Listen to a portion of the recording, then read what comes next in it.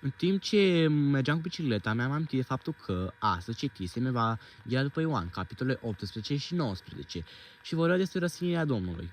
Bun, și știu că mai sunt încă 2 capitole și termină Evanghelia după Ioan, și acele capitole vorbesc despre învierea și înălțarea Domnului.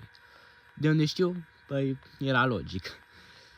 Ce vreau să subliniez de aici? Da, faptul că Dumnezeu ne-a iubit atât de mult încât și-a dat pe singurul său fiu ca să moară pentru noi, ca să fim salvați și care după 3 zile a înviat, dar vreau să subliniez de faptul că cu toții vom trece prin momente grele.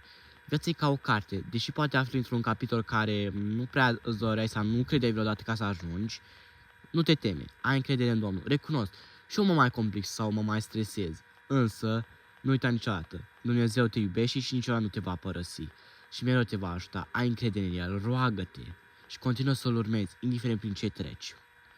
Sper că ți-am făcut ziua mai bună, deși e seară, știu, dar sper că ți-am făcut ziua mai bună și nu uita, Iisus te iubește și niciodată nu te va părăsi.